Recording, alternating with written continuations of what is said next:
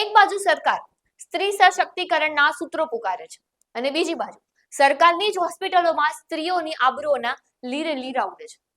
અમદાવાદની Sola civil hospital, જ્યાં દર્દીઓ સાજા થવાની આશાએ આવે છે, ત્યાં મહિલાઓની મર્યાદા સુરક્ષિત નથી. જે હોસ્પિટલના ડીન પર હજારો લોકોની સુરક્ષાની જવાબદારી છે, તેમનો જ ડ્રાઈવર એક નરાધામ કૃત્ય કરે છે અને આ ઘટના સાંભળીને તમારું પણ લોહી ઉકળ્યું છે.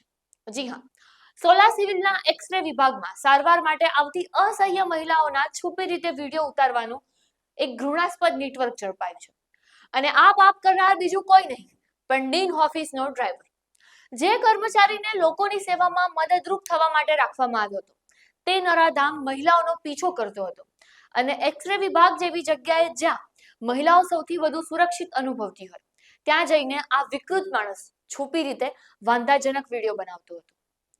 મંગળવારના રોજ એક જાગૃત મહિલાની નજરે આ હરકત ચડી ગઈ અને ધન્ય છે જાગૃત મહિલાને કે જેમની સતર્કતાથી આ આખું કાંડ બહાર આવ્યું છે.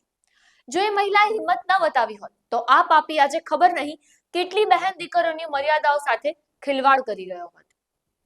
પણ સવાલ એ થાય છે કે સિક્યુરિટી ક્યાં ઘસઘસાટ ઊંઘતી હતી? સુપ્રિન્ટેન્ડર સાહેબ એમ કહીને છટકી ગયા છે કે પોલીસને જાણ કરી દીધી છે, પણ સાહેબ, તમારા નાકની નીચે આટલું મોટું નેટવર્ક ચાલતું હતું, આટલું મોટું કાંડ ચાલતું હતું અને એની જાણ તમને કેમ નથી? શું ડ્રાઈવર ડીનનો માણસ છે એટલે તપાસમાં ઢીલ મૂકવામાં આવશે? એને બચાવવા માટે આ કાવતરું થઈ રહ્યું છે.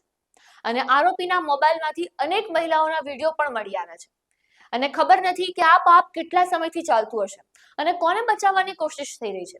જે સરકારી હોસ્પિટલના એક્સ-રે રૂમમાં પણ મહિલા સુરક્ષિત નથી, તો આ મહિલા સશક્તિકરણની વાતો માત્ર કાગળ ઉપર જ છે.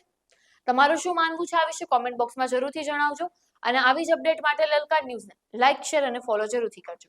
આપના પોતાના પ્લેટફોર્મ લલકારને લાઈક કરો, ફોલો કરો, સબસ્ક્રાઇબ કરો અને શેર કરો.